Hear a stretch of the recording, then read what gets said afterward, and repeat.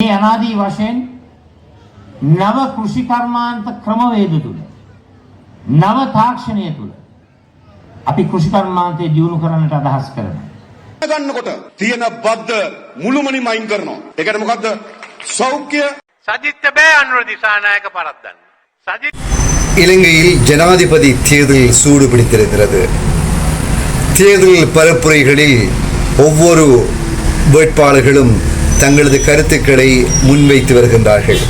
1999 ஆண்டிலிருந்து 2019 ஆண்டு வரை இலங்கையில் தமிழ் மக்களுக்கு எதிராக, விடுதலை புலிகளுக்கு எதிராக யுத்தத்தை நடத்துவோம், வெல்வோம் என்பதோடு இனத்துவேஷமான கருத்துக்கள், இனவாத கருத்துக்கள் பரப்புரையாக்கப்பட்டு அது மக்கள் மத்தியில், பெரும்பான்மையின மக்கள் மத்தியில் செல்வாக்கு பெற்று பெரும்பான்மை இனத்தை சேர்ந்த மக்கள் அதனை வேத வாக்காக நம்பி தங்களுடைய தலைவர்களுக்கு வாக்களித்தார்கள்.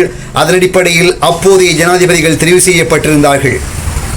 ஆனால் 2019 ஆண்டு ஜனாதிபதி தேர்தலில் இலங்கையில் இன்னும் ஒரு சிறுபான்மை இனமான முஸ்லிம்களுக்கு எதிரான பரப்புரைகள் முன்னெடுக்கப்பட்டிருந்தன. இஸ்லாமோபோபியா என கூடிய அடிப்படையில் சஹ்ரானுடைய தற்கொலை தாக்குதலுக்கு பின்பு முஸ்லிம்கள் மத்தியில் பல்வேறுபட்ட கட்டவிழ்த்து விடப்பட்ட காடைத்தனங்கள், அரங்கேற்றப்பட்ட அடாவடித்தனங்கள், பல வன்முறைகள் போன்றவை இடம்பெற்றிருந்தன. முஸ்லிம்களுடைய சொத்துக்களுக்கும் உடைமைகளுக்கும், ஏன் உயிர்களுக்கும் திட்டமிட்டு தீ வைப்பு செய்யப்பட்டிருந்தது. முஸ்லிம்களுடைய உயிர்களுக்கு உலை வைக்கப்பட்டிருந்தது. 2019 ஆண்டு இலங்கையினுடைய தேர்தல் பிரசார களத்தில் கொள்கை பரப்புரையாக காணப்பட்டது.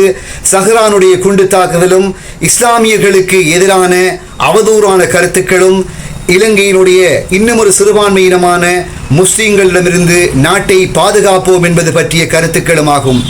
அவற்றிலும் அந்த பெரும்பான்மையின மக்கள் வாக்குகளை அளித்து தங்களுடைய வெற்றி வாகை சூடிய ஜனாதிபதி வேட்பாளராக கோட்டாபய ராஜபக்சவை தெரிவு செய்திருந்தார்கள். 2024 ஆண்டு தேர்தல் பரப்புரைகளில் இலங்கையின் சிறுபான்மையினங்களாக இருக்கக்கூடிய தமிழ் மக்களுக்கு எதிராகவோ அல்லது மற்றொரு சிறுபான்மையினமாக இருக்கக்கூடிய முஸ்லிம் மக்களுக்கு எதிராகவோ இனவாத கருத்துக்களும் முன்வைக்கப்படவில்லை என்பது அகமகிழ்வான ஒரு செய்தி. இலங்கை மக்களுக்கு இது ஒரு வகையில் சிறுபான்மையினங்களை பொறுத்தவரையில் மிகவும் இனிப்பான ஒரு செய்தியாகவும் இருக்கக்கூடும். இது வரலாற்றில் எமக்கு கிடைத்த ஒரு வெற்றியாகவும் நாங்கள் கருதி கொள்ள முடியும். தங்களுக்கிடையே போட்டி போட்டுக் கொண்டிருந்தவர்கள் தமக்கிடையில் சிதறி சின்னாபின்னமாவதனுடைய விளைவு இவ்வாறுதான் அமையப்பெறப் போகின்றது, அமைந்திருக்கின்றது. இலங்கையின் 2,20,00,000 மக்களில் 1,70,00,000 அதிகமான வாக்காளர்கள் இருப்பதாக கூறப்படுகின்றது. இத்தகைய தருணத்தில் இலங்கை மக்கள் 9வது நிறைவேற்று அதிகாரம் கொண்ட ஜனாதிபதியாக யாரை தெரிவு செய்ய போகின்றார்கள் என்பதை பொறுத்திருந்தே பார்க்க வேண்டியிருக்கின்றது. தொடர்ந்தும் இணைந்திருங்கள் எமது சிலோன் 24 வலைத்தளத்தின் மூலமாகவும் யூடியூப் காணொலி தளத்தின் மூலமாகவும். இது சிலோன் 24 இஸ்மாயில் வைசூர் ரஹ்மான்.